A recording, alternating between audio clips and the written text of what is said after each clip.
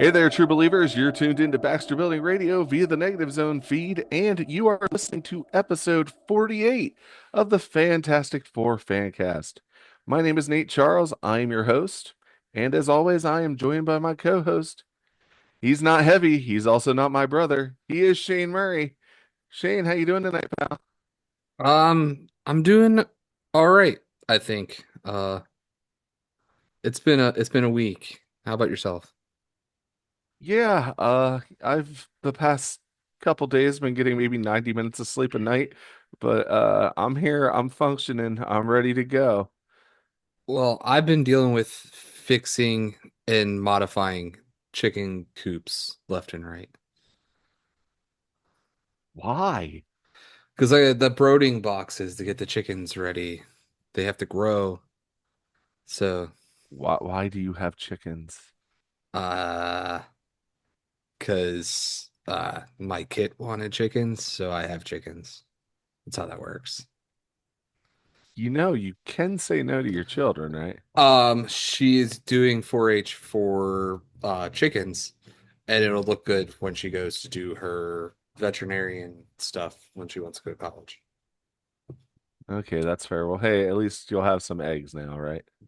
I will have a lot of eggs because I'm going to end up with at least 5 chickens, if not 7, So where are you putting this chicken coop? in the backyard. I got to build it. That's a Saturday problem. Oh, sounds like fun. Yeah, I tore down the rabbit pen Sunday, and that makes room so that I can build this chicken pen this Saturday. Well, what's the rabbit doing? The rabbit died 2 years ago. Oh, It my just condolences. it's just been the pen's been out there Well, why didn't you just use the pen for the chickens? because it's too small for the chickens. Chickens aren't big animals. They need room. The thing they're going into is like 7 by 7 by 7 or 7 by 10 by 9 or something. It's big. So it's a big it's all gated off, and then it has the chicken coop on the back so that they can lay eggs, and then nothing can get inside. Sounds fun. Yeah. I am assuming that that'll be like chicken coop one, and then I'll need a second chicken coop probably next year because she's gonna want more chickens. Huh. So on a scale of one to no, how excited are you for this?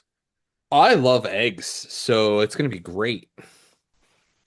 Fair enough, Shane. We eat about 3 to 4 dozen eggs a week in the house. Wow. Of course, then again, it is you have a family of four plus your parents. So Yeah, and Liam doesn't eat eggs, so just to give you an idea, like we go through some eggs. it's like 8 eggs a person. Well, if I'm making eggs for myself for breakfast, it's 6. I don't think my cholesterol could take that. That's the cleanest protein you can eat, man. It's good for you. Still don't think my cholesterol could take it. I live on protein and protein, maybe a little bit of alcohol, but I like protein. Yeah, a little bit. Sure. A little To be bit. fair, you don't go as hard as you used to. No. What about yourself, bud? Oh, still prepping for this show in May. I've taken up to also running DoorDash deliveries on the side. And yeah, despite the fact that I feel like I'm constantly busy doing something, I do not find myself tired at night and can't seem to fall asleep. So last night, in an attempt to really either fall asleep or give myself an aneurysm, I decided to play the Marvel Maximum Collection that was just released for various video game consoles. I'm on PlayStation 5, but yeah, I was like, I'll just play Spider-Man and the X-Men and Arcade's Revenge because, I remember having that game as a kid and just hating it. And I thought, I've got to be better at this as an adult, right? No, not at all. It's, in fact, I think I'm worse. And just hating it. That's so praise. Like that's so perfect. I mean, you've played that game, right? Yeah. Yeah, yeah. There's a rewind button specifically put into that collection because of Arcade's Revenge. I think it's for the Silver Surfer game, but yeah. No, no, the Silver Surfer game, you can turn on infinite health and infinite lives, and basically you can just speed run that now, which was impossible. But because before, when playing the Silver Surfer, if you touched one thing, you were done. If one thing hits you, you were done. Now you can just go forward and it doesn't matter. So they've turned that game from being impossible to being impossible to lose, which is fair because no one would be getting the trophy for completing it if they hadn't. I mean, I still swear that that thing changes the rules every round. So, Uh, that's what the one game I haven't tried yet. I've been doing other games with Aaron because you can put the save states in. So we'll play like a little bit, put a save state in, and like we'll come back to that. yeah, I immediately put a save state on when I got to the end of the first level of Arcade's Revenge, where you play as Spider-Man, and now you get to choose whether you play as Spidey, Wolverine, Cyclops, Storm, or Gambit. I mean, you have to play it all of them eventually, but Hmm. now I at least don't have to go through that opening level all the time. But I've also found now that when I go back to it, I feel like I'm making no progress at all because, well, I've beaten the part of the game that I think I'm going to be able to beat, and the rest of it is just going to be abject failure on repeat. So, So do all of the ones besides Cyclops because that's probably the one you've done the most. surprisingly not. I think the one that I've tried the most is Wolverine's level. That one is ungodly. And that's from a guy who loves side scrollers. Yeah, I don't hate side scrollers, but there's good side scrollers and there's bad side scrollers, and this one does leave a little bit to be desired. So, Yeah, well, I'm just saying, like you have seen me literally when you used to have that old bot, the old X-Men games at the your old apartment. I would spend hours there. but hours in front of that old tube television. Yeah, Yeah, I do miss my retro setup that I used to have, but now I have an emulator on my computer and can play most of that stuff. those are that's way beyond me technology right there. I'm old. I am retro as it is. Like, give me an Oh, analog I stick. can I have an Xbox controller that I use for all of my emulator games. And Oh, you can also get like USB NES or SNES or Genesis format controllers if you really want to go for the retro flavor while you're emulating on your computer. I bought the 8-bit do SN30, which is it's basically a Super NES controller with four shoulder buttons and joysticks. So it feels like you're holding a Super NES controller, but it at least has double joysticks. So you can play some modern games also. But I use that like we're playing through Fire Red and Leaf Green. I use that all the time. And I use like the directional pad 90% of the time. I feel that. What I dislike about playing these games with the Maximum Collection on my PlayStation 5 is literally that I like to use the directional pad for those as well. I always nudge the joysticks somehow, and it constantly throws me off when I do that. But, that's my So coordination. that's the nice thing about the 8-bit Duo controllers is because they have the HAL sticks. You have to literally like physically move them for that to ever take place of like registering your move. It's always going to override to the directional pad. Well, that sounds very convenient. If they go on discount again, I'll send you the link. They went on discount 1 week. They were down to like $30. Well, nice. Well, I appreciate you doing so if you see that happen. Because, I mean, there's nothing like experiencing these games like you did the first time, more or less. Well, the cool thing is it's a real quick upgrade on your computer. You just download the like firmware update. It'll automatically do it. Or if you just want to play it on PC alone, but you can USB-C right into your computer. But otherwise, it'll also connect. I think it does to go to PS5, but it'll connect. It'll Bluetooth to Xbox, Switch, Switch 2, phone, etc., etc. Wow, and versatile. That's riding the wave of the future.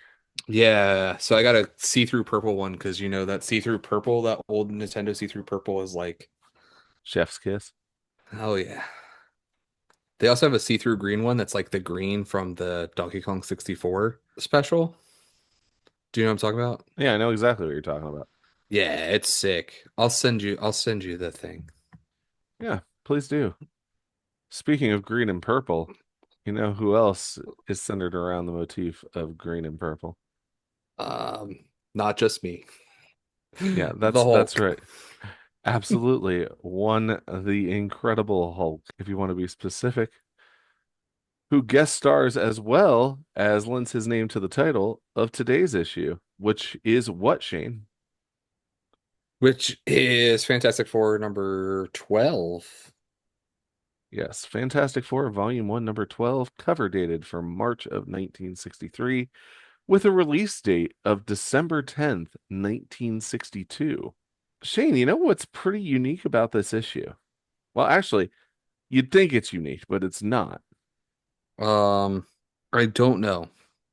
You're gonna have to let me know. Because, well, I would say it's gonna be like the Hulk thing fighting, but at this point it would be unique, I guess. Yeah, I mean, it is the first encounter between the Hulk and the Thing, and well, the Fantastic Four in general. However, I was tempted before we came on here to tout this as the first Marvel crossover, at least crossover of the Marvel age, from when Fantastic Four debuted in 1961.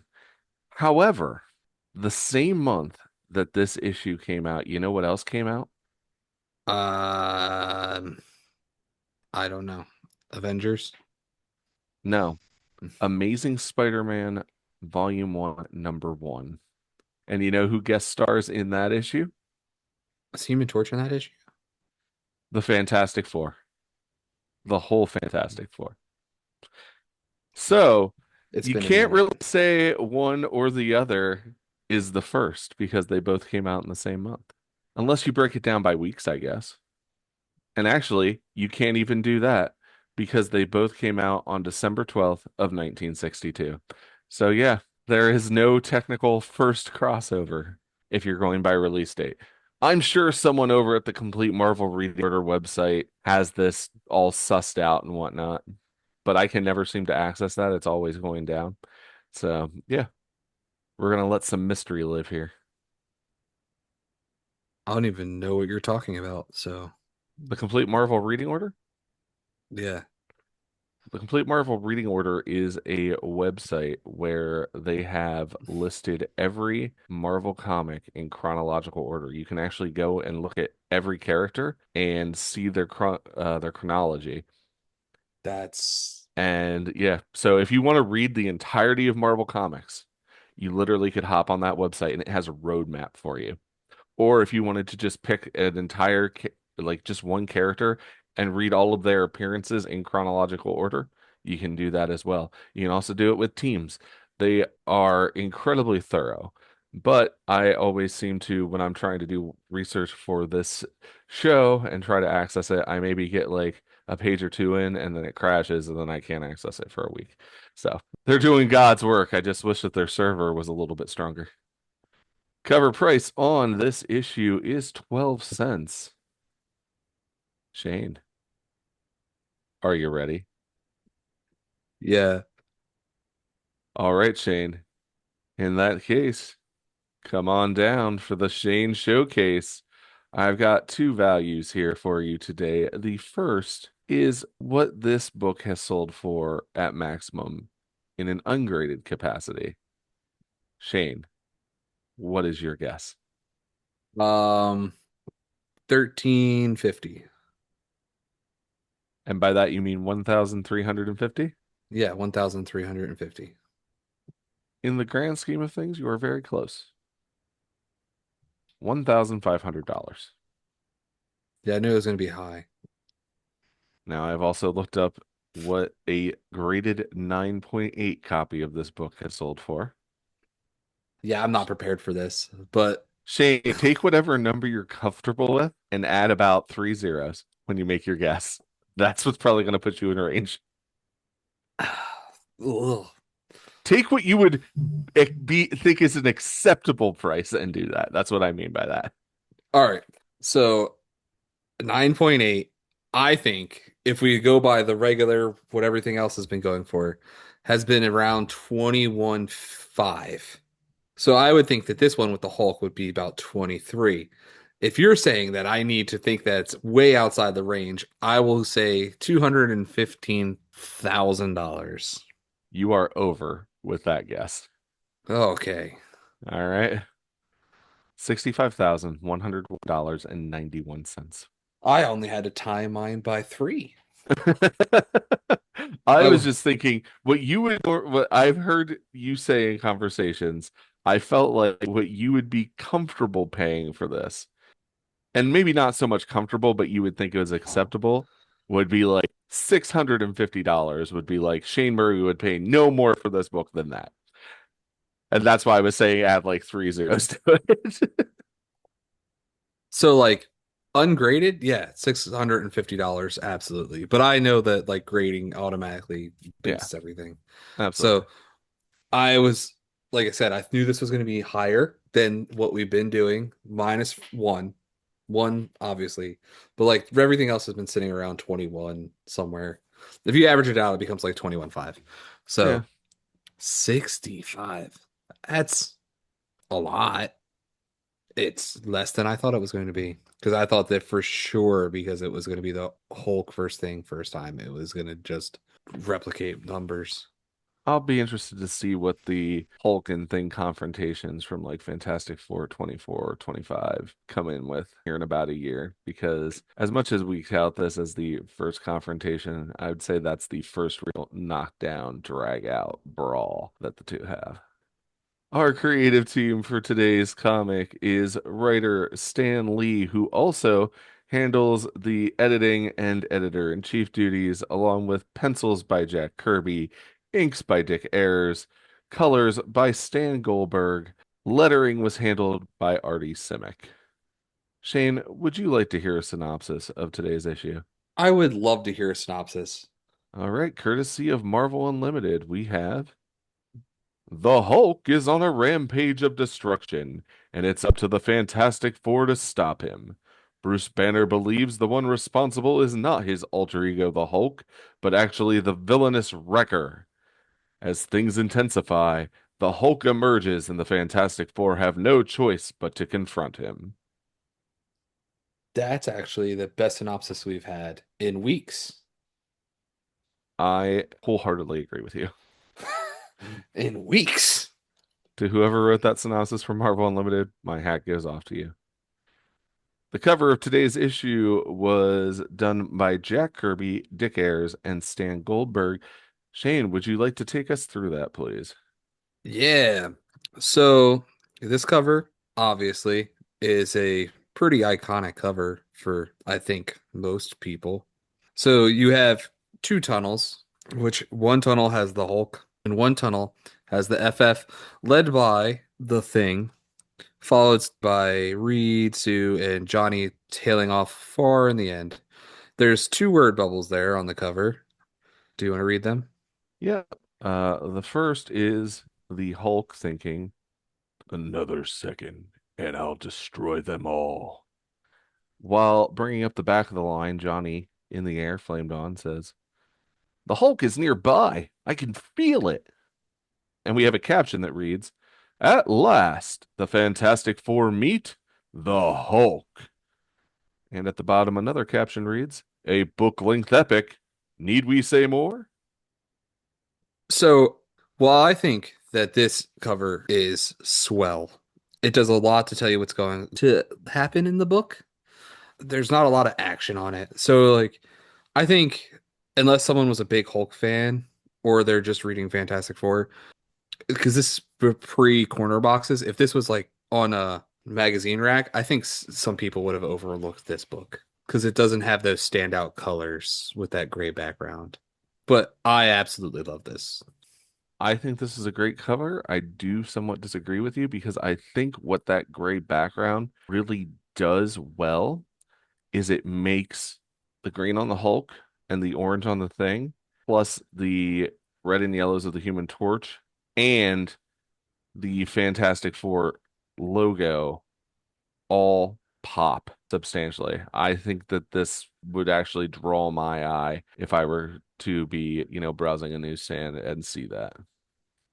But I'm thinking of like at 8 years old, is this drawing your attention? I think so. Also got to remember the crew over at Marvel. I'm sure there were 8-year-olds that were reading Marvel comics at this point, but they were aiming for more of at least, I think, a teenage crowd at this point, for, what that's worth. I mean, fair enough. But yeah. Again, enjoy this cover. I just think that the gray doesn't do it for me personally. And that's fair. Shane, I gotta ask, what's going on with the Hulk's toes on there? Somehow the Hulk, actually, not just his toes, his hands too. He only has 4 fingers on each hand and 3 toes. It's like he's got the same condition going on as Ben Grimm.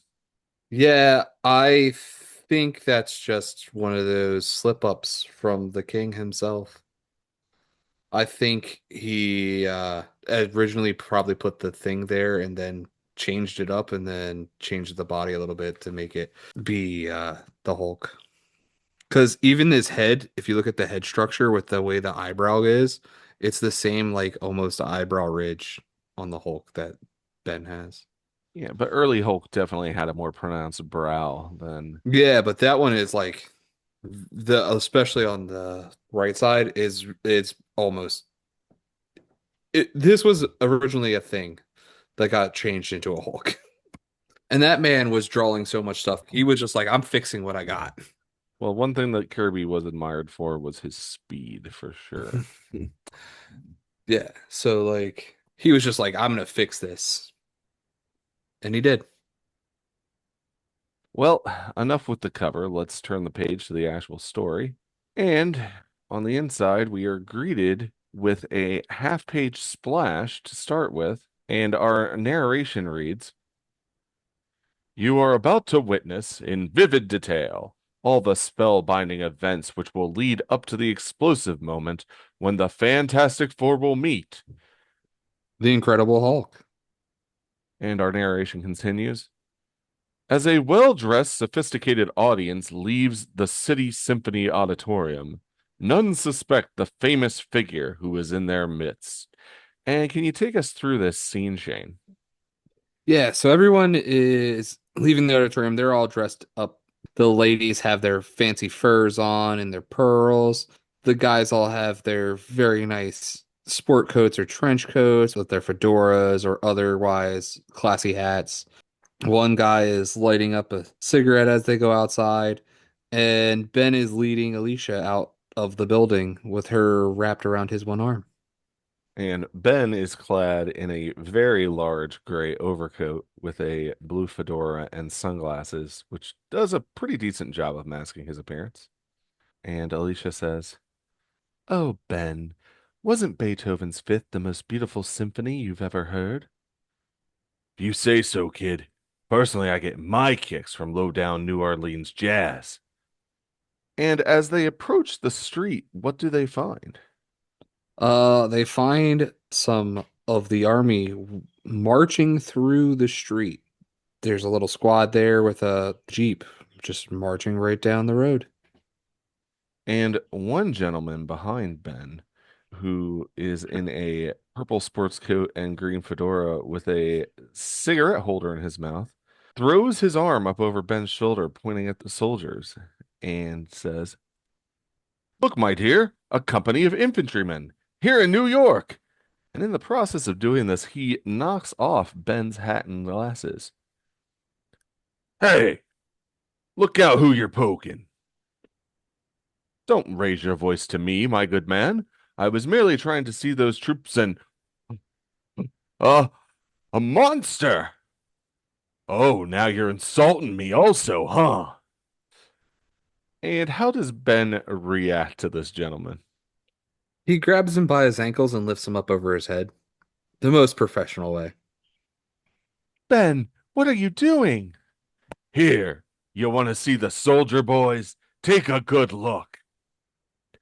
And the company of soldiers take notice of Ben hoisting this man up over his head. And one says, "Did you see that character lift that guy up like he was a feather?" and he put him down again, gentle as a lamb. Hey, he's strong enough to be the one we're looking for. Surround him! Don't let him get away. And the soldiers begin to converge on Ben and Alicia. And Ben pushes Alicia back behind him as she says, Ben, what is it? What's happening? Stay back, Alicia. I'll handle it. And one soldier says, Careful of the girl. It looks like she's blind. And what does Ben proceed to do?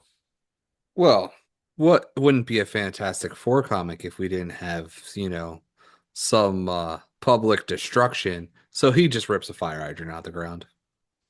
Holy Hannah! He tore that hydrant clean out of the street. Let's rush him, says a soldier as he tackles Ben. Are you guys all nuts? Brushing his attacker carelessly aside, the mighty thing hurls himself upon the powerful jet of water, causing it to spray in all directions with concentrated force, scattering the nearby troops. Maybe this'll cool you guys off.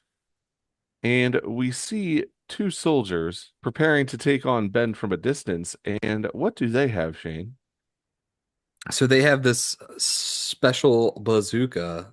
And the one soldier assists the other with putting this on his shoulder, and he says, Quick, nail him with that specially prepared bazooka, point blank range. And another walks upon the scene and says, Now, while he's still in the open. And Ben begins to discard his street clothes, revealing the trunks of his Fantastic Four uniform, and says, Okay, who else is looking for a fight? I don't know what's going on, but somebody better have a good explanation pretty darn quick. And he turns to see the projectile of this bazooka. And can you describe that for us, Shane? Yeah, it looks like a log, like a fire log cut that has a bunch of ropes spiraling out of it, and it almost looks like it was completely built out of the ropes. Yeah, so log with ropes. And Ben sees this hurtling towards him and he says, Holy cow, what's that? And this projectile impacts with him, and its tendrils begin to wrap tightly around him. And the soldier yells, Good shot. A direct hit. Those special flexible steel bands ought to hold him. And Ben has been grounded by these and is wrestling against these tendrils. They got me all hogtied. Well, I ain't gonna stay this way. What do they think they're doing? Playing with kids? And what does Ben do, Shane? He breaks out of the ropes like they're nothing. And he climbs to his feet and says, All right, wise guys, the fun's over. Now it's my turn to start getting rough. He, he broke the steel bands. He's attacking. And the soldiers don gas masks and produce another gun of some sort. And one says, Steady. These gas shells will stop anything that lives. And Ben finds himself engulfed in a green mist. We did it. He's staggering. Oh, here comes the captain. Drop those weapons. Sergeant, recall your men. You've made a terrible mistake. Minutes later, what do we see, Shane? We see Alicia comforting Ben as he's coming to after being knocked out. Ben. Oh, Ben, my darling. Are you all right? Huh? Oh, sure, sure. Takes more than a whiff of gas to put the thing out for the count. And the captain approaches Ben and says, My apologies, sir. My men mistook you for the Hulk. There's a national alarm out for him. And Ben is incensed by this and lunges towards the captain and is stopped only by Alicia, who is pushing back against him. You got to admire this girl's strength, Shane. I think as soon as he feels her hands against his chest, he is at least showing the force, but he's not trying anymore.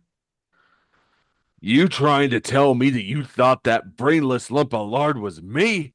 Of all the crummy. Ben, don't. He's trying to apologize. Please, Ben.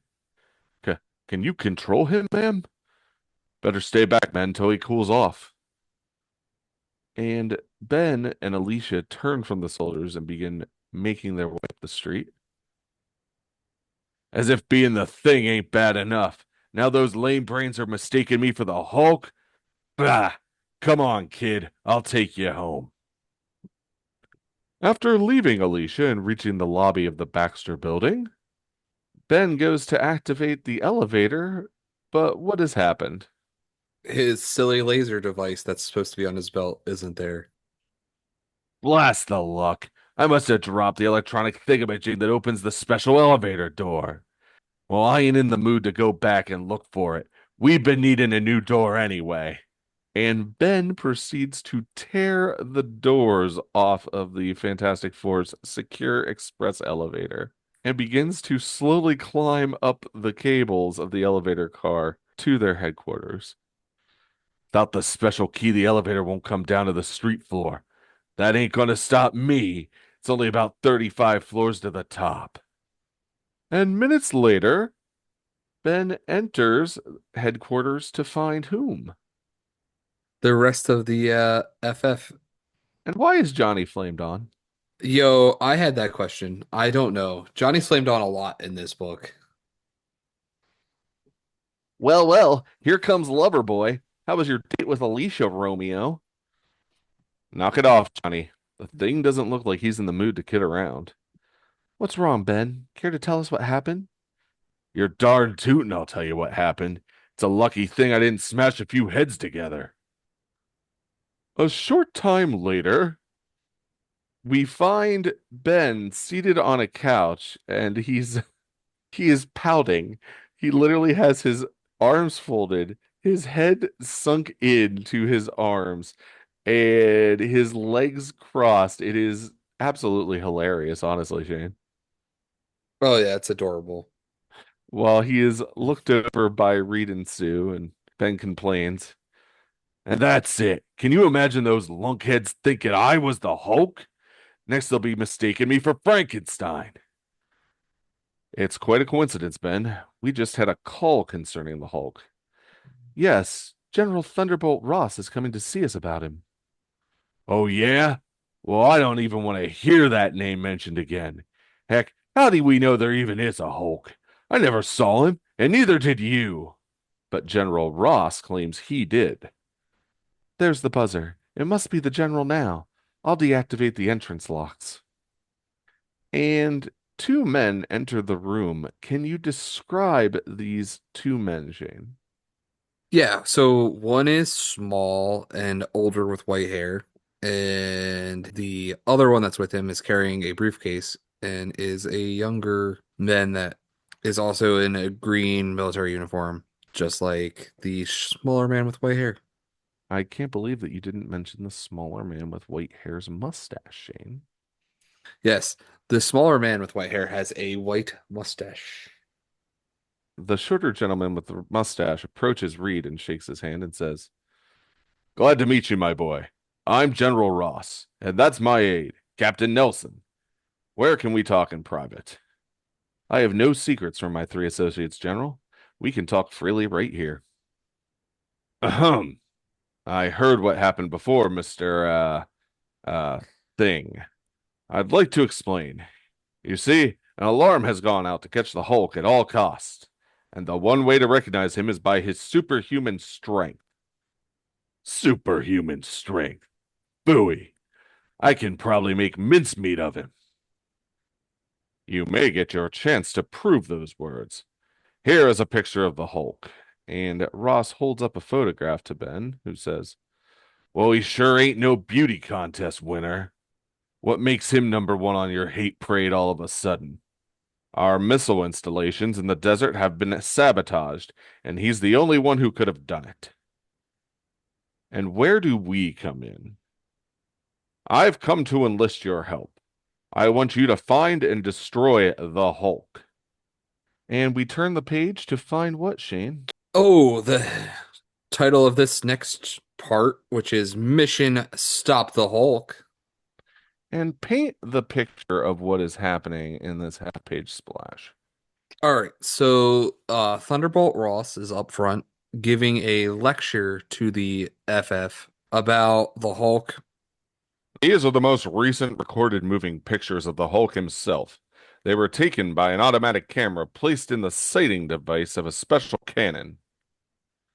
Well, I guess we're looking at proof positive that he does exist. And this is the cannon 3 seconds later, after the Hulk finished his savage onslaught. Only the film cartridge remained intact. Can you describe what this cannon looks like, Shane? Well, currently it looks like a bunch of mess, but it had a very futuristic look. It is now smashed to all kinds of bits. You can't really give a good description besides it's a cylinder with legs coming out of it.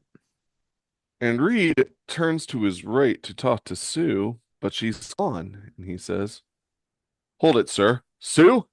Where is she?" "Right here, Reed. Forgive me. The the sight of that monster unnerved me so that I lost control of my invisibility power. He was the most terrifying creature I've ever seen." And she begins to turn visible again, as Ben says, "Heck, seems to me I ought to be insulted. You've seen me, haven't you? What am I, a panty waste? If I ever get close enough to that oversized creep to grab, I'll show you they got nothing to worry about. After all, he may be a big, brainless, rampaging Hulk, but remember this, kiddies. There's only one thing." And we see the images of Ben's mind of him grabbing the Hulk by his leg and then proceeding to slam him into the ground. He drives him past being waist deep into the earth. Yeah, and then drives him the rest of the way with like just a top blow, just trying to push him underneath the ground. Johnny interjects and says, "I've got news for you, Gruesome. You probably won't get close enough to grab him. Not with the Human Torch around, buddy boy.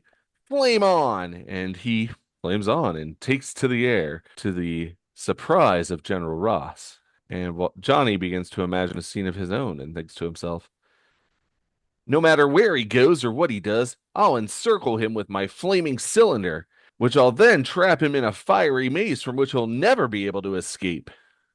And as the torch flies about the room, Reed stretches upwards and creates a loop with his arms that Johnny flies through. And Reed says, "Glad to hear such enthusiasm, boys. But don't forget that Mr. Fantastic will be there too. And I'm not exactly without superpowers myself. In the unlikely event that the Hulk eludes the rest of you, there is one stunt I've been wanting to try. I would flatten my body against the ceiling of a specially prepared room and wait for him to enter. And when he does, that's all, folks." And we see the Hulk enter this room that Reed mentioned while Reed is stretched across the ceiling. And what happens, Shane? He immediately, as the Hulk enters, collapses on top of him with a whoomph. And he traps him within his pliable form. We see the Hulk trying to punch his way out of it. And so we leave Imagination Land and return to the present where the four are conferring with General Ross once more. And Sue says, "Looks as though I'll just be going along for the ride. Not sure how I can help." "Harumph. Miss Storm, a pretty young lady can always be of help, just by keeping the men's morale up. That's just the way we feel about Sue, General." Suddenly, what happens, Shane? Johnny flames off and is caught by the thing. "Look out below! I'm falling!" "Relax, relax, I got him." "Oh, Johnny, you forgot that you mustn't keep your flame on too long." And General Ross approaches Reed and says, "Don't you think the Human Torch might be a little too young for such a dangerous mission, Mr. Fantastic?" "Who, him? Don't let his age fool you, sir. That flame of his is one of our most potent weapons, as well as his mechanical skill. In fact, I'll give you a little demonstration." "You tell him, Big Daddy." "Johnny has just finished modifying our Fantastic car. Here, I'll give you a little demonstration." And the Fantastic car has quite the new look, Shane. It no longer looks like a big bathtub. What does it look like? Yeah, so now it looks like a somewhat plane, but each little section that houses a Fantastic Four member is its own plane that connects within itself to one another. And Ross says, very impressive looking. I still say they don't build them like they used to. And we watch as each member of the Fantastic Four disconnects their separate sections, Reed says. A number of our fans throughout the country had written to us saying the Fantastic Car looked too much like a flying bathtub, and Johnny agreed with them. Tell me more about this thing. What's her top speed? Her cruising range? Top speed's a secret, General, but it's faster than you'd suspect. As for her cruising range, we've extended it to better than 3,000 miles, enough to take us clear across the USA. Stop yakking and show the brass how all four sections can disengage and fly separately. And remember, that was my idea. As a matter of fact, why don't we use the Fantastic Car now to fly to the missile area? We can take you with us, General. And so, a few hours later, we see the Fantastic Four in the Fantastic Car making their way across the country, and General Ross shares Sue's car with her, and she says, "Those jet props under each small wing really hold the ship up smoothly." But what begins to happen, Shane? It starts to rain on them. Uh-oh. Here's something you hadn't counted on. A rainstorm. We've prepared for that too, sir. At the flick of a button, the windshield rolls over and forms a transparent, waterproof, and bulletproof shield. And Sue engages this mechanism, and Ross says, I've got to tell Army Ordnance about this. Later, at a large missile base in the southwest, and why are we just saying later here, Shane? Well, because as this little editor's note says, exact flying time withheld at request of Mr. Richards. And we see the Fantastic Car fly over another wrecked device, and Ross says, There's an example of the Hulk's work. Project 34, anti-grav missile, wrecked. But how can you be sure the Hulk did it? Look at that tangled steel. No one else has the strength to do that. Immediately upon landing, General Ross calls a high-level conference. And we see Ross with Reed Richards to his left, sitting across the desk from a few people. Can you describe these three individuals to us, Shane? Yeah, absolutely. So the first one directly in front of Thunderbolt Ross is a man in glasses with a lab coat and a button-up white shirt with a red tie. The guy next to him is just wearing a purple shirt and he is got that Friar Tuck look going on because everyone needs a monk in their life. And then you have behind them a younger man with a just a button up and a tie. And Ross says, Gentlemen, this is Reed Richards, known as Mr. Fantastic, representing the Fantastic Four. And the gentleman in the glasses says, I'm Dr. Bruce Banner, civilian scientific exec at this base.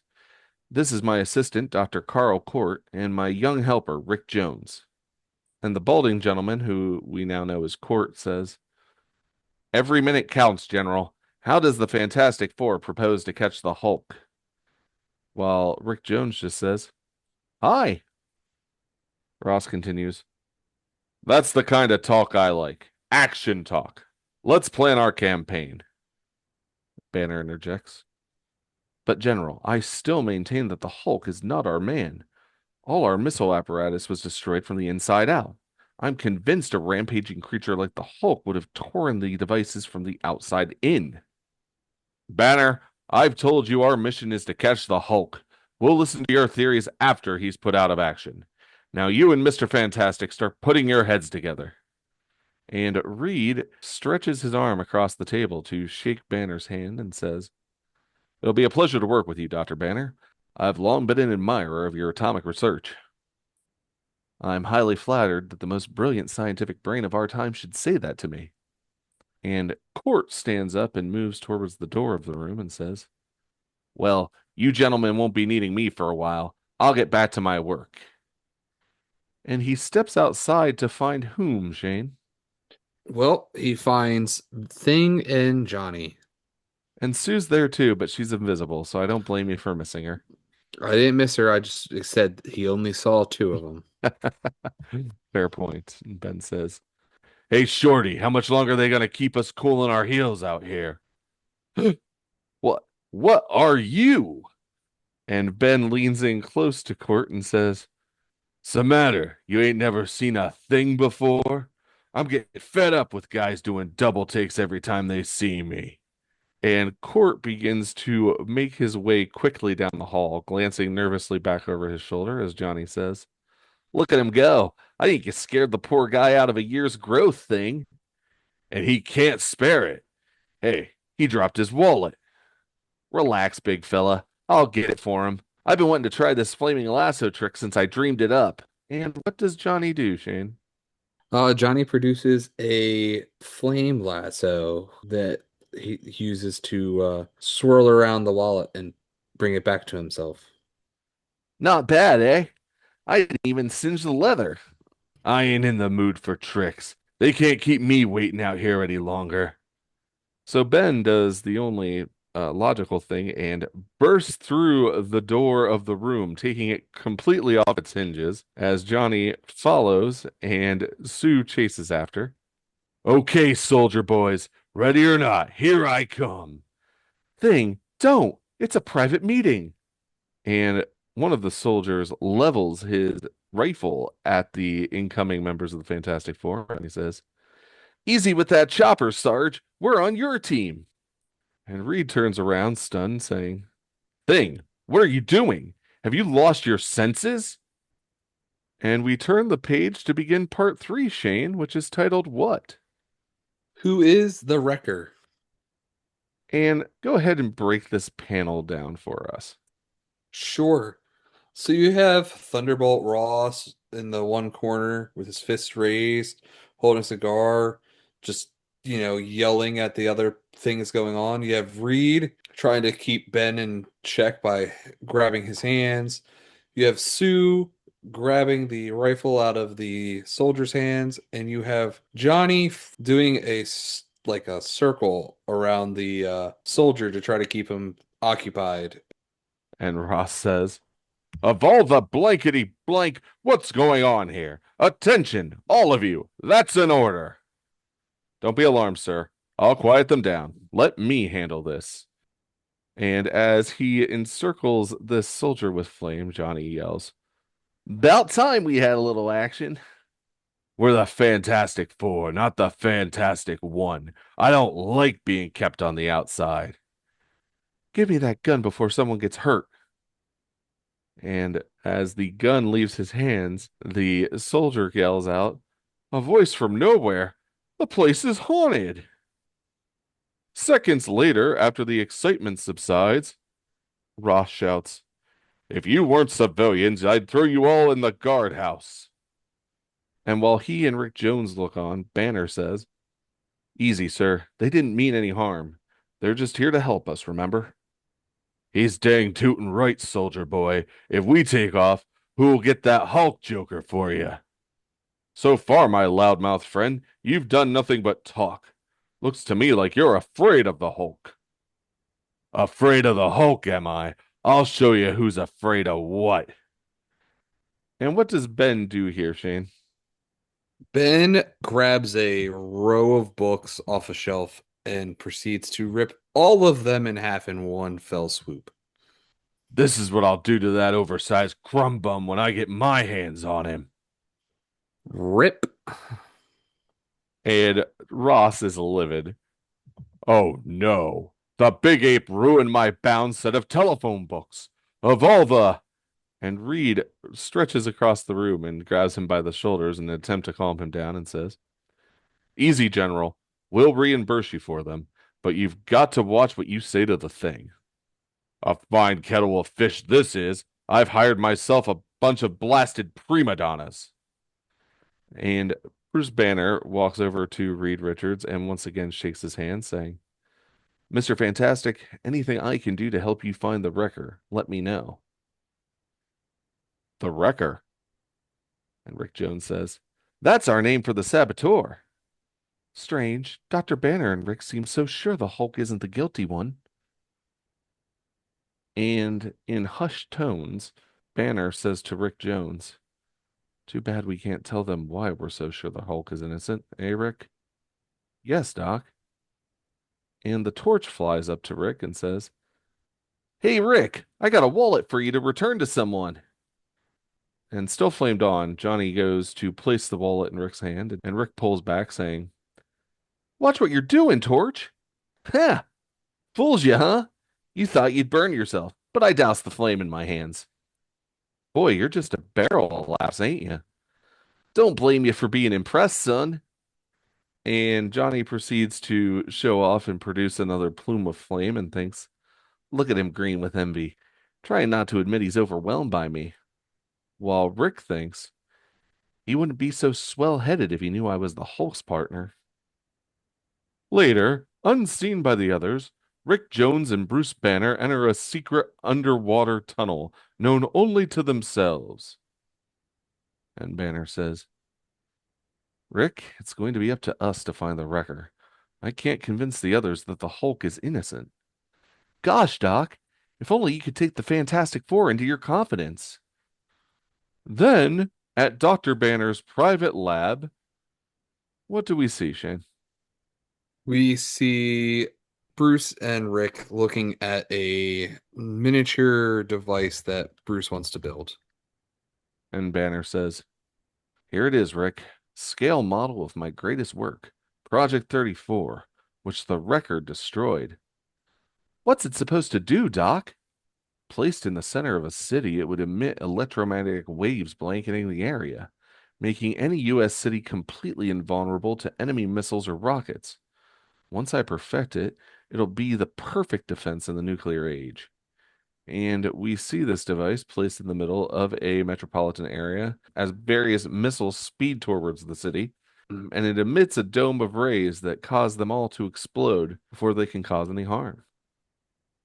Banner continues, "But the wrecker, whoever he is trying to stop my work, and he has cleverly managed to make General Ross think the Hulk is behind the sabotage." And Rick produces the wallet and says, "By the way, the Torch gave me this wallet to return to Carl Court. I'll take it to him." And Rick exits the tunnel and begins to walk across the army base and says, "I sure hope the Hulk doesn't appear while the Fantastic Four are here. They might be too much for even him to handle. Say, what's this card sticking out of Court's wallet? It looks like it is. It's a membership card in a subversive communist front organization. That means Carl Court must be a Red." Well, Shane, how does that make you feel? Oh, come on, you knew this was going to happen. We're in the Cold War. This stuff's going to happen. I gotta tell the Hulk. He'll know what to. But who has come across Rick Jones? Oh, Court. You're not telling anyone, you little snoop. And what does he produce from his jacket? Oh, he produces a pistol because nothing says that you're walking around a military base and having a firearm in your pocket. So you're in league with the Hulk, are you? Well, well, now I'll be able to destroy him as well as Banner's Project 34. You, you're the wrecker. And we turn the page and we find what, Shane? Part for the Hulk at last. And what's unfolding here? So you see Mr. Thunderbolt Ross yelling at Reed as Reed is working on the rocket sled, which Ben is strapped into while Johnny is repairing one of the bars that the sled is on, and Sue is overseeing the whole thing. And Ross says, "Thing, get out of there. That rocket sled isn't ready for testing yet. Has some bugs that we haven't been able to iron out." "Relax, Napoleon. We just ironed them out for you. Besides, I always wanted to ride in one of these kiddie cars." "I noticed the sled here, General, and I saw what the problem was. I think we got it licked for you. Anyway, we'll know in a moment." "I checked all the rails and welded a few weak spots. Let her rip." All conditions are go, Reed, whenever Ben is ready. And so, Shane, what happens in our next panel?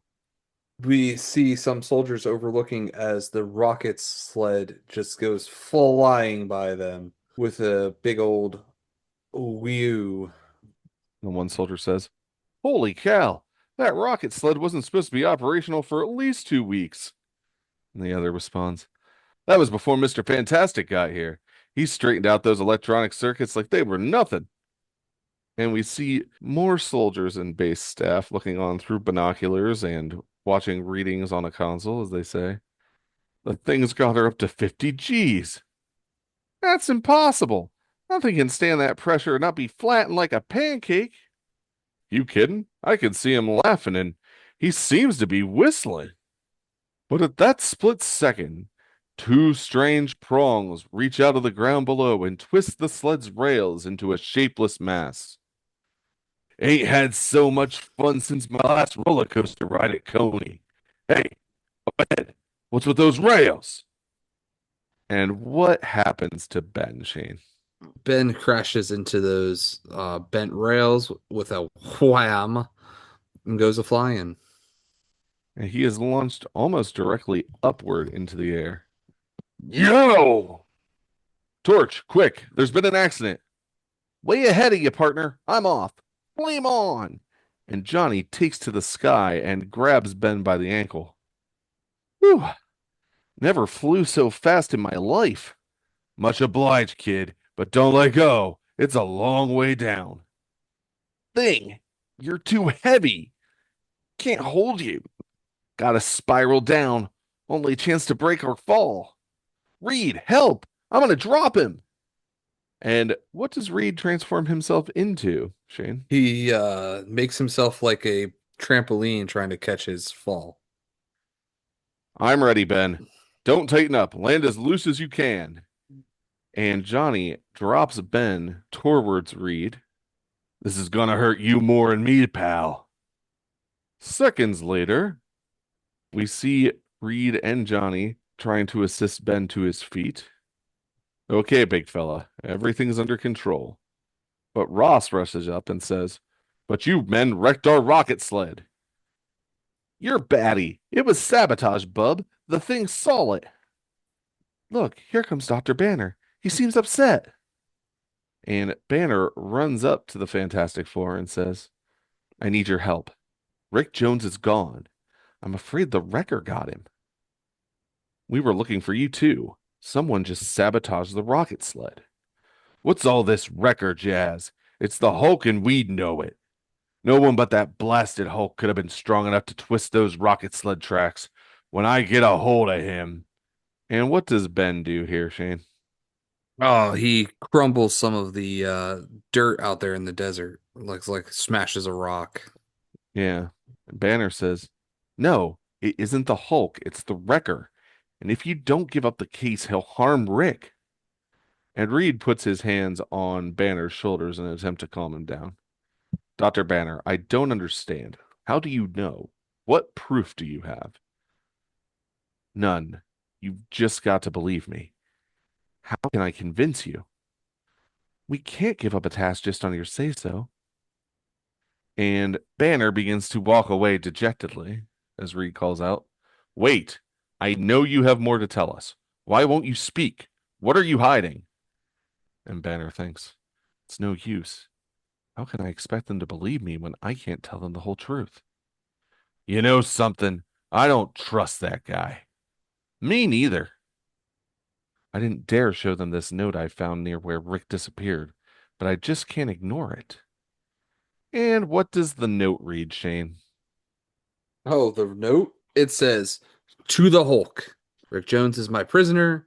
Unless you drive the Fantastic Four from this area, you will never see him again. The Wrecker. Minutes later, in his hidden underground lab known only to Dr. Banner and Rick Jones, we see that Banner has now changed into a purple Speedo. And he says, as he places himself in front of a ray device, There's no way that I can make the Fantastic Four leave this area. Dramatically, the scientist removes his clothes and stands upon a sensitive, awesome device of his own design. It's time for me to again activate the only machine on Earth which can duplicate the incredible gamma rays of my gamma bomb. And he has a control panel that he activates with his toes, Shane, and it makes a sound. Bzz. For although Bruce Banner cannot cope with the Wrecker or the Fantastic Four, there is one who can, and it's time for the Hulk to again walk the Earth. And we watch as Banner transforms into the Incredible Hulk. And this is kind of interesting, Shane, because I think at this point we've hit kind of cultural saturation with the information that Bruce Banner turns into the Hulk when he's angry, right? Yeah. But here we see him willingly transforming himself into the Hulk using like a gamma ray emitter. Yep. Well, that was part of the comic book back in the day. Yeah, which that started back in Incredible Hulk Volume 1, Number 2 in 1962. Yep. But yeah, eventually we shifted away from that because I think what first it was he transformed into the Hulk at night. Then he would do this gamma ray emitter, and then it would happen when he was under stress. It's an interesting snapshot of Marvel history. Meanwhile, the sinister Carl Court has also discovered the many underground catacombs beneath the desert testing area and leads his teenage captive into one directly beneath his own laboratory. And Court descends a ladder behind Rick Jones, still keeping him at gunpoint, and says, "Walk straight ahead. I shall take you to a place where no one shall ever find you. You ain't gonna get away with this, Daddy-O. No matter where you take me, the Hulk will find me." I beg to differ, my arrogant friend. I shall handle the Hulk as easily as I shall dispose of the Fantastic Four themselves. This guy's not lacking for confidence, huh? No, he's a cocky guy. We're now directly beneath an old deserted western ghost town. This shall be your home for a long time, possibly forever. Don't bet on it, Gramps. But others also know of the dark, rambling tunnels, and one of those others is the Hulk. And we see the Hulk making his way through the caverns as he says, "I ought to be under Project 34 pretty soon, and the Fantastic Four are sure to be somewhere around. But they won't be for long, not after I get through with them." And what happens, Shane? The Hulk proceeds to hide at the end of a corridor waiting to see if something passes by. Yes, because he hears the Fantastic Four approaching. "Voices. This is better than I expected. It's them coming right toward me." And the four approach being led by the Thing, much like on the cover. And Ben says, "I had a hunch there were tunnels under that rocket sled. The ground had a hollow sound under the rails. The Hulk must hide down here while the soldier boys search above. I sure hope we find him soon. I'm just itching to tangle with that overrated creep." "I'll fly ahead and see if I can pick up his trail." And then, one of the most dramatic moments in the history of adventure fantasy occurs, as the Incredible Hulk suddenly hurls himself into the open, face to face with the mighty Thing. "I'll crush you like a flea." It's him, the Hulk. Having the advantage of surprise, the Hulk gets in the first blow, a thundering left which could fell a bull elephant, but the Thing is merely toppled off balance for a second. How? Ugh, it's like hitting a stone wall. He's stronger than I thought. I'll have to. But suddenly, the torch flies back into the fray. "What's this? Another of the Fantastic Four? The Flaming One." "So, we found you at last, huh?" Moving with unbelievable speed for one so huge, the Hulk scoops up a small mountain of sand and earth, covering the startled torch with it and dousing his flame at the same time. "No time to waste. Must beat you fast. Must find Rick." And what does the Hulk proceed to do, Shane? The Hulk bursts through the ground, comes right up out of it with one fist. Now to find the last two members of the Fantastic Four and finish them off. Maybe they've reached the surface by now. First thing I'll make sure is that the thing and the torch stay below for a while. And the Hulk proceeds to seal the hole that he climbed out of. But no matter how densely packed a portion of Earth may be, it can never stop the unbelievably pliable limbs of Mr. Fantastic from finding their way through. And we see Reed's arms come up out of the ground. The Hulk is just ahead of me. I can hear his thunderous strides. And his arms wrap around the Hulk's waist and neck and pull him back towards the ground as Reed yells, "Got you!" But even Mr. Fantastic is no match for the Hulk's ponderous strength, as the enraged creature breaks loose of Reed's twisting vine grip and goes on a seemingly mad rampage. And go ahead and tell us what's happening in this panel, Shane. So, in this deserted western town, the Hulk finds a building that is very easy to rip apart, and he grabs the entire structure to smash the Fantastic Four with. And Johnny, bursting forth from the now reopened hole in the ground, says, "Nice digging, thing. I knew the Hulk couldn't keep you down for long." And Sue clambers out of the hole and says, "Look out. He's going to hurl that wooden frame house at us." "Don't worry about him, kid. This time he ain't taking me by surprise." And as he swats Reed away and pries this building from its foundation, the Hulk says, "They've all gotten free, but I'll stop 'em with this." And he proceeds to toss this building at the Fantastic Four. But Ben manages to put a hand up and deflect it over top of them. With a nice wham. "Guess again, Buster. Those corny studs don't impress the Thing." "Can't save Rick unless I get rid of the Fantastic Four. But they're too powerful to beat all at once. Got to separate them."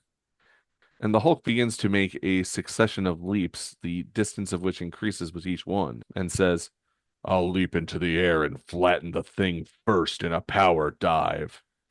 But what happens, Shane? As the Hulk is flying through air, Reed stretches up there and wraps his body around him to stop his momentum. "No, you don't, brother. This time I've got you." "Yeah, well, watch this."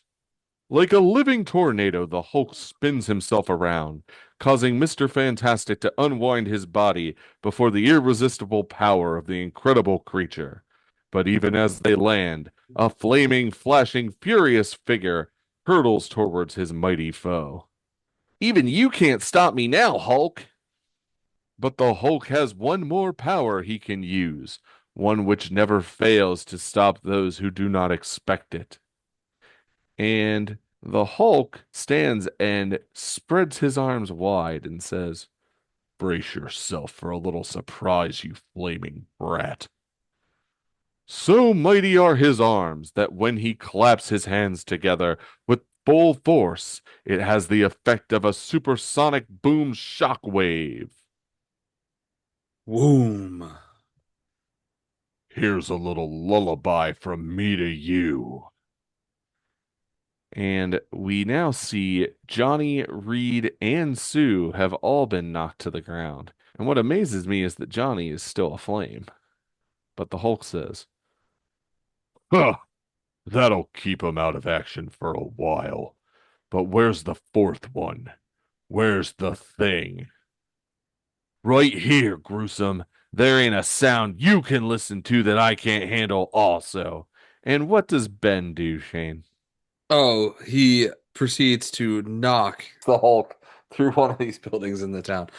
And the Hulk gets back up and throws a Conestoga wagon at Ben, who ducks it and says, "Well, well, so the big bad Hulk is throwing things, huh? That ain't gonna help you now. Anyone can fight with his mouth, but when I get my hands on you..." And so the two human behemoths meet head on, as the very earth beneath their feet trembles from the impact. Crash. And they come together in a grapple, as Ben says, I've been looking forward to this for a long time. Now I've got you, responds the Hulk.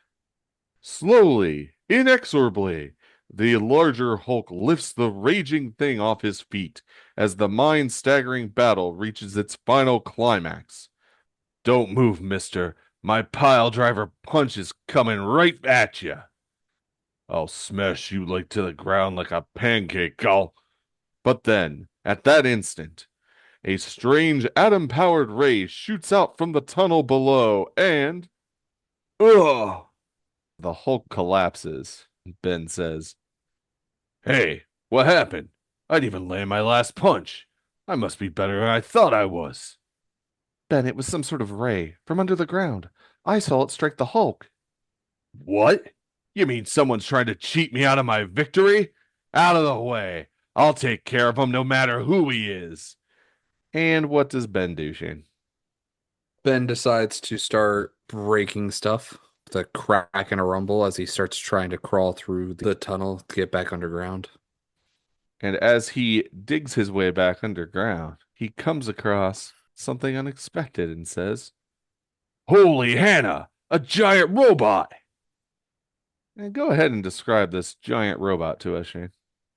Sure, it has this giant mouth that has teeth that looks like it could bite through the ground, has these claw hands that looks like it could dig through the ground, has these two giant lights at the front, is all gray, and just a massive hunk of like digging through the dirt machine. That guy Banner was right. It wasn't the Hulk who was doing the damage. This must be the Wrecker's machine. And Ben rears back and destroys this robot with one punch and says, Correction, this was the Wrecker's machine. And he continues down the cavern and he comes across a giant iron door and says, The Wrecker must be behind this iron door, but he ain't gonna be there for long. Smash! And as Sue follows along behind, she says, I'd better become invisible and go with you. And who does Ben find behind the iron door? He finds Court and Rick tied up. Carl Court. So you're the Wrecker.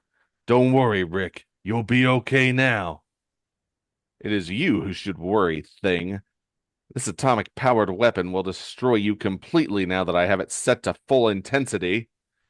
And Court lifts his rifle up towards Ben as Rick yells, Look out! It's the ray gun he hit the Hulk with! But who is sneaking up behind Court? Sue is sneaking up to help out with her invisibility. Well, he'll never aim that horrible device at another living being. And she smacks the rifle out of Court's hand, and it goes off, impacting harmlessly with the ground. And it makes a sound, Shane. Bzz. And Court is completely confused by this turn of events. What? What happened? And he finds himself picked up immediately by the thing, who says, Buster, what happened ain't nothing to what's gonna happen to you. And Sue becomes visible again and begins untying Rick and says, Don't hurt him, Ben. The general will want him for questioning. Rotten low-down spy. I'd like just 2 minutes alone with him. And Rick is rubbing his wrists to alleviate some of the discomfort from being bound and says, You know something, thing? You're a pretty great guy after all. And who suddenly burst into this chamber, Shane? Johnny and Reed. There they are, Reed. We found the robot, you smashed thing, so we figured, say, what are you doing with Dr. Court? Doctor. Ha! Meet the Wrecker, kiddies. So, you were the one sabotaging Bruce Banner's city defense ray. I suppose it was easy for you to throw the blame on the Hulk by using that monstrous robot of yours. Sure, everyone figured nobody but the Hulk could do that much damage. Except in me, of course. But where is the Hulk? Even as Zeus speaks, the Incredible Hulk's mighty body recovers from the effects of the spy's ray gun, and we see the Hulk pick himself up off the ground, holding his head, and he says to himself, "Can hear him talking under my feet. Caught the wrecker. Rick is safe." With one gigantic leap, the mightiest legs on Earth send the Hulk soaring upward. Still weak from Ray. No reason to hang around. Gotta change back to Bruce Banner. Don't want Thing to find me till I get my full strength back. Wouldn't stand a chance against him now. And the Hulk's leap carries him to the entrance of his cavern hideaway. A few minutes later, we see that the Fantastic Four have reached the surface with Rick Jones, as Sue says, "No sign of the Hulk." In a way, I'm glad. That means he's recovered from Quart's ray gun and left under his own power. And Rick thinks to himself, must have gone to change back to Bruce Banner. And before very long, who arrives via Jeep, Shane? Oh, none other than General Thunderbolt Ross himself. And Bruce Banner. And Banner immediately runs up to Rick and says, "Rick, you're all right." "Hi, Bruce. Sure, I'm in the pink." And Ross says, "Well, I've seen you found our saboteur, eh?" "Yes, General, and Dr. Banner was right. It was Carl Court, not the Hulk." "And what the heck was I fighting the Hulk for?" And Banner walks over to Reed and shakes his hand and says, "Reed, I'm grateful for your help. Hope we meet again sometime under better conditions." "So do I, Bruce. I've got a feeling there's a lot we have to talk about. Like you and Rick and the Hulk, for instance." And Banner turns back to Rick, who says, "Think he suspects Doc?" "Hard to tell with a brain like Reed Richards. I'm kind of glad he's on our side." And the Fantastic Four turn back to General Ross, and Johnny says, "Well, guess we'll be shoving off." "Not just yet, if you please. There is a little ceremony I'd like to have you attend in your honor." And for the first time, an honor guard of the nation's top fighting men passes in review at the vital missile base for a group of civilians, but civilians such as the world has never known. Civilians known as the Fantastic Four. And we see these soldiers pass by the Fantastic Four and General Ross, and it may be Captain Nelson who's behind him in silhouette as they all salute those soldiers. The next day, as the Fantastic Car heads for New York, a mighty figure stands alone on a hilltop, watching it with unblinking eyes. And who do we see waving at the Fantastic Four as they depart over the horizon?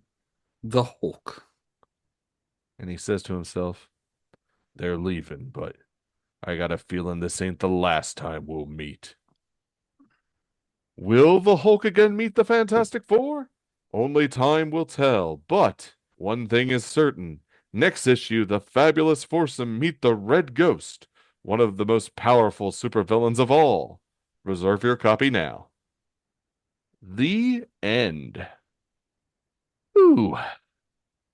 What do you think, Shane? Overall, I enjoyed this story. It's a nice way to introduce the Hulk to the Fantastic Four and brings in Thunderbolt Ross. So it has a lot of future tie-ins to be built off of this. Yeah, we're beginning to see the Marvel universe more or less coalesce here. How do you feel about it, buddy? Well, to borrow a phrase from you, it's a fun little romp. But, I mean, I've read this issue a number of times over the years. But I have also read a number of Hulk and Thing confrontations, not to mention Hulk and Fantastic Four confrontations. This one is by far, I wouldn't say it's a bad one, but it's not the best one. It pales in comparison to some of the ones that'll come later. That being said, I have fun with it for what it is, but you can't help but be a little disappointed when you see the Hulk and the Thing come together and it's brief as it is. Yeah, what's it like a grand total of 5 panels. Yeah, something like that. Uh, from when they first from when they first touch, basically, you have 6 panels total spread out over 3 or 4 pages. See, not bad. Uh, However, about a year from now, if we keep going the way we're going, we're gonna get to one heck of a Hulk and Thing confrontation, and I can't wait to see your reaction to that. I'll be excited. I obviously love the Thing. I love the Hulk. I've definitely read more of other Hulk's confrontations because, like, I search out all of the Hulk Man Thing confrontations because that just feels more on point for myself. And that's fair. Shall we move along to our Fantastic Four of the week, Shane? Yeah, absolutely. Well, you are up first this week with Fantastic Frame. What was your favorite panel? What did you pick for Fantastic Frame? I picked page 12, panel 4.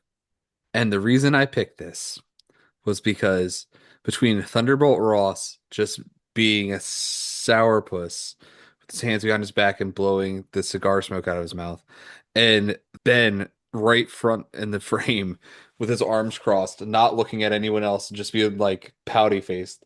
It's like, come on, you guys are adults here. Come on, let's go. And then you have the two smart men in the room just ignoring the two people that are just obviously work on not thinking whatsoever, shaking hands. And Sue's like kind of putting the whole thing together. She's like, there seems to be really something weird going on with Rick and Bruce. That was where I went with that. What did you do, bud? You know, I was originally going to pick page 20, panel 6, which is where Ben and the Hulk grapple with each other in what looks to be a standstill. And, neither one of them are lacking for confidence. And it's, the first of countless times that we're going to see this over 6 decades. But I changed my mind. I'm not picking that panel because there is a panel in this book that I like more. Is it Pouty Ben? It is page 5, panel 1. It is Ben Grimm pouting on the couch. It's just so ridiculous. I can't pass it up. I told myself I was going to be serious and pick something, but it's just no. It is my favorite panel in this book. It's the way his entire posture, his expression, and then the fact that Reed is looking at him like he is being a drama queen Yeah, is with his just the hands on his ice. hips. Yeah, it's just the icing on the cake. And then, Sue in the background. It's just so funny to me, and it definitely captures my attention just a slight bit more than those two behemoths grappling with each other. I picked one with the two guys pouting also, so like I can't. Yeah. Which means you lead us off with your grim grumble. I'm gonna ask you, Shane, what do you think my Grim Grumble's gonna be? I am going to assume that it's the same as mine. All right, well then, since you didn't answer my question, I'll just tell you. My Grim Grumble is page 8, panel 3. Yeah, so I was going to assume that it was the same as mine. Okay, cool. So you were correct. It is volume 1, issue 12. You know what happened in volume 1, issue 11? We had growth for Sue. Yeah, in A Visit with the Fantastic Four, we have that entire song and dance about how Sue played crucial roles in their defeats of the Skrull and Doctor Doom. But what argument do we double down on here? Is that Sue's useful just by being a pretty face that's there for morale. With all due Oh, respect to Stan Lee, no. I hated it when I read it. I hated it when you read it. I still hate that we're discussing it. No. Well, the good news You, is Stan's on here for about 90 more issues, so I'm sure we'll get to discuss it again. oh, I'm sure, but like literally a book before. Oh, everyone says that Sue doesn't do anything vital to help the team. Oh, here's examples of how she helped the team. You know what? Scratch that. She's just pretty. And for those of you who want to hear that tale, Visit with the Fantastic Four, go ahead and check out episode 44. What was your cosmic cliffhanger this week, Shane? What puts you in the most suspense? Page 13, panel 9. And that is when Carl Court pulls the gun on Rick. It's a good one. I considered that one myself. Okay, which one did you go with, my guy? So I ended up going with page 16, panel 9, because Bruce, under duress, activates that machine to become the Hulk and go confront the Fantastic Four to get rid of them in hopes of freeing Rick. I mean, it's the Wrecker getting exactly what he wants. How can he be stopped, really? But yeah, you don't know how the Hulk's going to react with the Fantastic Four. Well, I guess you assume they're going to fight, right? But is it going Yeah. to cover someone's escape? How are they going to defeat the Wrecker? Because at this point, everything that the Wrecker has wanted has happened. All right. Which that brings us to MFP, which you lead off with. Okay, most fantastic player. I'm going to tell you what, change my strategy here this week because normally I tally up what everybody does and make my choice on that. Not this week because I'm just going to give it to Sue because the entire team, including herself and General Ross, basically called her useless and she thwarted the Wrecker by, displacing his aim. So good for her. Now all she needs is the confidence to back it up. But Sue was the difference maker. She got MFP. To hell with everyone else because they underestimated her. So I tossed this around all day and I finally wrote it down right before we recorded. I ended up going with Ben because he was the one that kind of leads them all to getting to where Sue can stop the wrecker and digs the hole and stops the Hulk from smashing everybody with a building. So I ended up having to give it to the ever-loving blue-eyed thing. Yeah, plus pouty face. The pouty faces are great. Well, true believers, if you want to check out this story for yourselves, it has been reprinted a lot. The first reprinting of it was actually for the Spanish market with Los Cuatros Fantásticos #6, which was released in 1969. It got reprinted in the American market for the first time in Marvel's Greatest Comics, Volume 1, #29 in December of 1970. And then it made its way over to the United Kingdom in Mighty World of Marvel, Volume 1, numbers 24 and 25 in March of 1973. And again in Complete Fantastic Four, Volume 1, numbers 24 and 25 in March of 1978. And again reprinted in the UK in Hulk Comic, which was also known as the Incredible Hulk Weekly, Volume 1, numbers 51 through 55 from February and March of 1980. It first appeared in trade paperback in Marvel Masterworks Fantastic Four Volume 2 from October of 1988, and then was reprinted in newsprint edition in black and white in Essential Fantastic Four Volume 1 from November of 1998. Today, I read it from the Fantastic Four Omnibus Volume 1, which was published in January of 2005. It again was reprinted for British audiences in Fantastic Four Adventures Volume 1, number 12, courtesy of Panini Comics, in May of 2006. It is in the Fantastic Four Epic Collection Volume 1, the world's greatest comic magazine, which was released in September of 2014, as well as the Incredible Hulk Epic Collection Volume 1, Man or Monster, from June of 2016. Recently, we got it in Mighty Marvel Masterworks Fantastic Four Volume 2, The Micro World of Doctor Doom, in January of 2022. Last year, on December 10th, 2025, we got the Fantastic Four Volume 1, number 12, Facsimile Edition. You can also find it on Marvel Unlimited or on a key issue wall of your local comic book store. This story has been adapted in other media a couple times, Shane. The first time was a direct adaptation on the 1975 radio show titled Fantastic Four Meet the Incredible Hulk. We also get the first confrontation between the Hulk and the Fantastic Four in the Marvel Animated Universe of the 1990s in Season 2, Episode 9 of the 1994 Fantastic Four animated series titled Nightmare in Green. But I feel like that episode takes more from other Fantastic Four Hulk confrontations than it does from this one. And the same goes for the 2006 animated series World's Greatest Heroes in the episode Hard Knocks.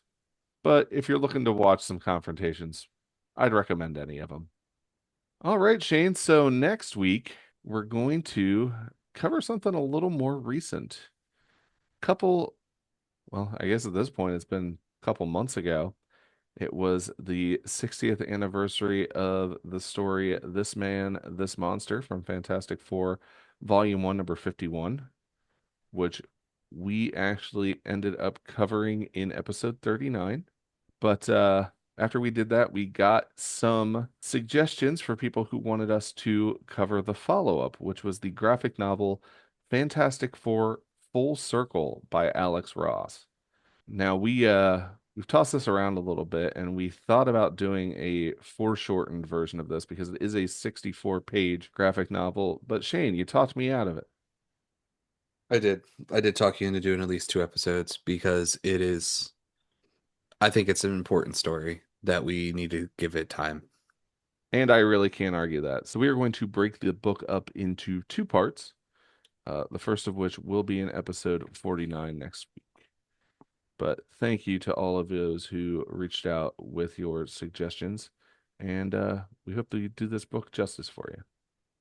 And speaking of feedback, just a reminder, last week we announced that our 50th episode was going to be us doing a top 10 list voted on by you, our listeners, and members of the Fantastic Four Fancast Facebook group for the top 10 alternate members of the Fantastic Four. I just want to remind everyone you have 1 week left to vote in that poll, which is located in the Facebook group. So if you haven't joined us on Facebook yet, please do so. Make your voice heard, and we look forward to seeing what the results will be.